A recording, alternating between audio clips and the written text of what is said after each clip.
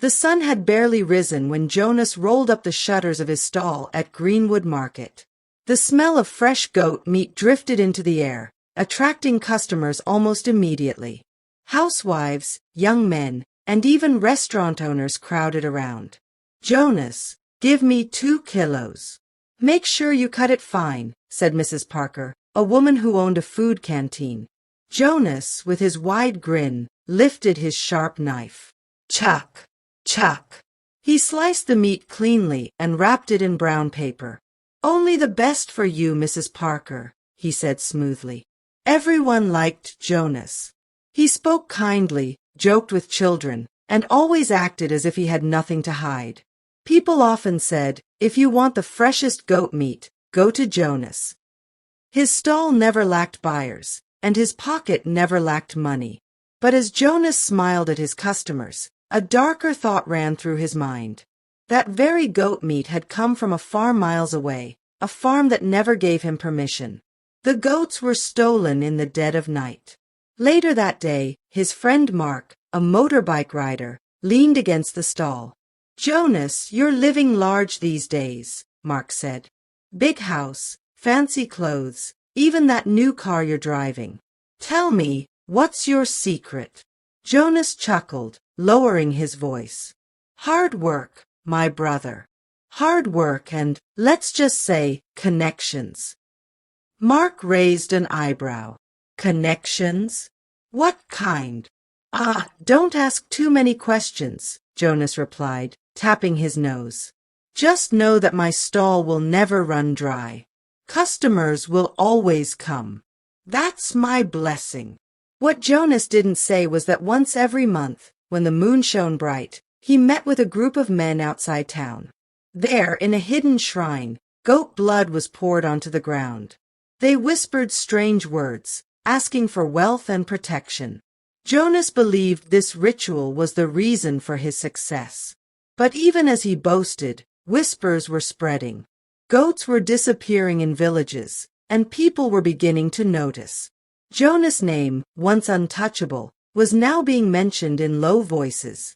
One evening, David, a farmer from a nearby village, rushed into Greenwood Market looking worried. "Jonas," David said, "3 of my goats went missing last night. You haven't heard anything, have you?" Jonas smiled quickly, hiding his nervousness. "David, I sell meat. I don't steal goats. Maybe they wandered into the forest. You should look there." But as David looked around Jonas' stall, he frowned. The goat heads on display looked strikingly familiar. He could almost swear one had the same marking as his missing goat. Still, he left silently, though his mind refused to rest. The next day, whispers spread in Greenwood Market. People muttered to one another while pretending to shop. "Have you noticed goats disappearing every month?" asked Clara, a tomato seller. "Yes," answered Mr. Luke, a trader. "And strangely, Jonas always has plenty of meat." They both glanced at Jonas' stall. He was laughing loudly with customers, but their suspicions were growing like fire in dry grass. One night, Jonas crept into a farm with a rope in his hand. He thought he was alone, but a young boy named Ethan, son of a local carpenter, was hiding under a tree. Ethan had been setting traps for rabbits when he saw Jonas drag a goat away. The boy's heart pounded, but he followed from a distance. When Jonas disappeared into the bush, Ethan ran home to tell his father. Ethan's father, Mr. Miller, listened carefully. "Ethan, are you sure of what you saw? Jonas is a respected man. Don't spread lies." "I'm sure, Papa," Ethan insisted. "I saw him with my own eyes." Mr. Miller sighed. He didn't want trouble with Jonas, but he also knew his son wouldn't lie about such a thing. Meanwhile, some customers began to complain. After eating Jonas' meat, they had disturbing dreams, goats crying, running, blood everywhere. Mrs. Parker told her neighbor, "Since I cooked his meat last week, I can't sleep well. I dream of goats chasing me." Her neighbor whispered back, "Maybe his meat is not ordinary." Jonas' friend, Mark, confronted him. Jonas, people are talking. They say your goats come from dark places. Is it true? Jonas laughed harshly. Mark, don't listen to gossip. People envy success. But Mark wasn't convinced. He saw the way Jonas avoided the question, and it troubled him. At the next full moon, Jonas and his secret group gathered at the shrine. They lit candles and slaughtered goats, pouring blood on the ground. The leader, Mr. Curtis, raised his hands and chanted. Wealth and protection for all who are faithful, he declared. Jonas bowed his head, but deep inside, a strange fear touched him. The village chief, Chief Anderson, began to hear complaints. Goats keep disappearing, villagers said. And always Jonas has meat. The chief frowned. If Jonas is innocent, he has nothing to fear. But if he is guilty, the truth will come out. During a village meeting, Ethan stood up bravely. I saw Jonas taking a goat in the night, he declared. The crowd gasped. Jonas jumped up angrily. Young boy, how dare you lie against me, he shouted. But Ethan's eyes did not shake. I am telling the truth. Jonas stood tall, pretending to be offended. Chief Anderson, do not let a child spoil my name. I am a businessman, not a thief. Some villagers believed him, but others began to doubt. The seed of suspicion had already been planted. One man, Mr. Thomas, fell ill after eating Jonas meat. Doctors could not explain his sickness. Ever since I bought goat from Jonas, I have not been well, Thomas whispered weakly. His wife spread the story, and soon more people were afraid to buy meat from Jonas. Chief Anderson secretly sent 2 watchmen, Peter and James, to follow Jonas at night. If he is innocent, he has nothing to hide, the chief said. That night, they hid behind trees and waited. And before midnight, they saw Jonas leading 2 goats with ropes. The watchman confronted him. Jonas, where did you get these goats? James shouted. Jonas froze, then stammered. I bought them from herdsmen. Where are the herdsmen? Peter demanded. Jonas had no answer. He dropped the ropes and ran, disappearing into the night. By morning, the news spread like wildfire. Jonas was caught stealing goats. Some villagers shouted, "He is guilty. Arrest him." Others said, "No, maybe it's a mistake. He has helped many people." The village became divided, but deep down, everyone knew the truth was finally catching up to Jonas. After the watchman caught him, Jonas didn't return to Greenwood Market the next morning. He locked himself inside his house. His wife, Sarah, was worried. "Jonas, why aren't you going to the stall today? People will talk," she said. Jonas snapped. "Let them talk. Do you want me to be dragged to the chief's palace like a criminal? I need to think." Sarah stared at him. "Jonas, tell me the truth. Did you really steal those goats?" He avoided her eyes. "Don't ask me what you don't want to hear, woman." The chief sent messengers to call Jonas. At first, Jonas refused to go, but when he realized the entire village would think him guilty if he stayed hidden, he appeared at the palace. Chief Anderson asked calmly, "Jonas, the people accuse you. Watchmen saw you with stolen goats. What do you say?" Jonas bowed his head. "Chief, I am innocent. People envy me because my business prospers. They want to destroy me." The chief studied him quietly. He didn't answer, but the doubt in his eyes was clear. At home, Sarah cried. She noticed how her husband's wealth came too quickly. The goats, the rituals, the lies. It was all adding up. "Jonas, our children will grow up in shame if you continue like this," she pleaded. Jonas scolded her. "Do you enjoy poverty? Do you want us to go back to living in a mud hut? I do what I must to give you comfort." But Sarah shook her head. "A house built on blood cannot stand." Word spread faster than fire. People stopped coming to Jonah's stall. Even Mrs. Parker, his loyal customer, turned away. "I cannot buy meat from him again," she told her neighbor. What if all those dreams were warnings? Jonas sat in his stall all day, knife in hand, but not a single buyer came. Mark finally lost his patience. "Jonas, I've been your friend for years. I asked you before, and you denied it. Now the whole village knows you are a thief. Tell me the truth. Are you also part of something darker?" Jonas glared at him. "Mark, keep your mouth shut before you say what you shouldn't." Mark's eyes widened. "So it's true. You've sold yourself." Jonas looked away.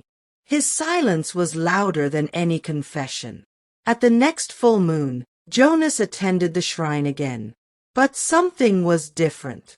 As they poured the goat blood, the wind blew violently. The candles went out, and the leader, Mr. Curtis, shouted, "The spirits are angry." Jonas trembled. He remembered Sarah's words, "A house built on blood cannot stand." Chief Anderson called a secret meeting. "My people," he said, "we cannot let one man destroy our peace. We will set a trap. If Jonas is guilty, we will catch him with our own eyes." The villagers agreed. They would guard their goats in shifts, watching the night. One night, Jonas crept into another farm, confident as always. But as he untied a goat, torches suddenly lit up all around him. "Thief!" shouted David. Jonas tried to run, but villagers blocked every path. He fell to the ground, sweating. "Please listen, I can explain," he begged. The villagers dragged Jonas before Chief Anderson. The chief's voice was firm. "Jonas Miller, you were caught red-handed. Do you still deny?" Jonas' shoulders slumped. He could not lie anymore. "Chief, I did it. I stole. But I am not alone." The crowd gasped. "Not alone." Jonas looked at the ground, whispering, "There are others, men who use goat blood for power. I only followed them." From that day, Jonas' name was ruined. No one called him a respected businessman anymore. He was now Jonas the goat thief. His wife Sarah wept every night, ashamed to face her neighbors.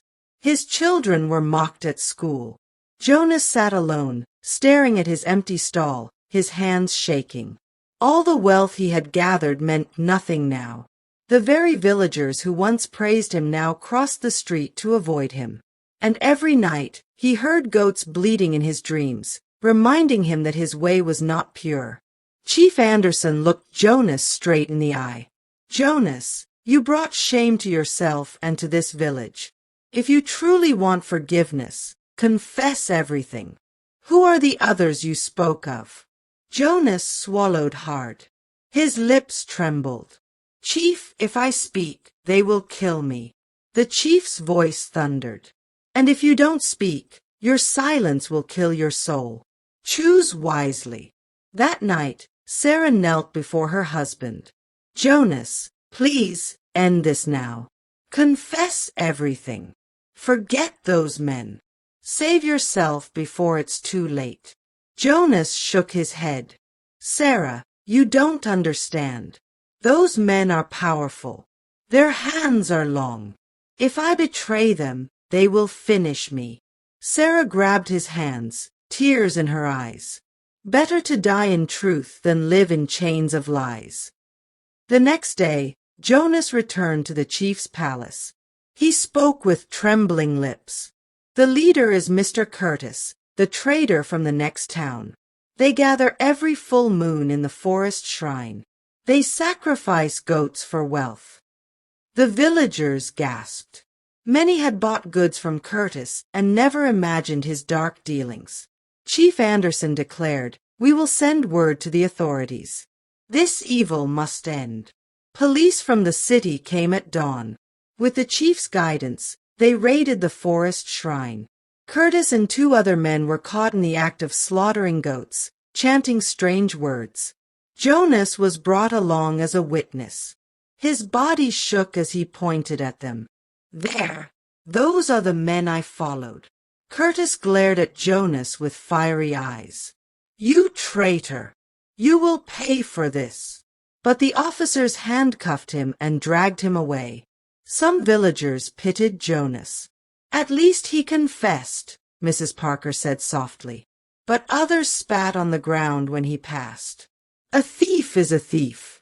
He brought curses to us." Jonas walked with his head bowed, carrying the heavy burden of his actions. Jonas' once busy stall now stood empty. Dust gathered where customers used to crowd. Children passing by whispered, "That's where the thief sold stolen goats." Jonas stood there one morning, staring at the emptiness. He remembered the laughter, the money, the pride. All gone like smoke in the wind. Every night, Jonas dreamed of goats. They cried and chased him, their eyes glowing red. He woke drenched in sweat, his heart pounding. Sarah often found him whispering in the dark, "Please forgive me." But the goats never stopped haunting him. One Sunday, Jonas walked into the village church. People turned to look at him, some with scorn, some with pity. He knelt at the altar and cried loudly, "Lord, I have sinned. I chose money over honesty. Forgive me. Change me." The pastor placed a hand on his shoulder. "Jonas, grace is for those who truly repent. Walk in the light, and your soul will find peace." Jonas began working honestly, helping farmers and laborers. At first, nobody trusted him, but little by little, some saw his efforts. He chopped wood, fetched water, and even cleaned the market square for free. His children, though mocked, stood by him. Sarah, though broken-hearted, supported his new life. He was no longer rich, but he was learning to live with a cleaner conscience. Years later, Jonas sat on a wooden bench outside his small home. His hair had turned gray, his body thinner. Children ran past, laughing. Some still whispered about his past, but others greeted him politely. A young man asked, "Mr. Jonas, is it true you were once the greatest goat meat seller in Greenwood?" Jonas sighed deeply. "Yes, son. But my ways were not pure, and it destroyed everything. Remember this, money gained through darkness will never last. Only truth gives peace." The boy nodded quietly, and Jonas looked at the fading sunset. His wealth was gone, his fame forgotten, but at least his soul now rested lighter. And so ended the story of Jonas Miller, the goat meat seller whose way was not pure,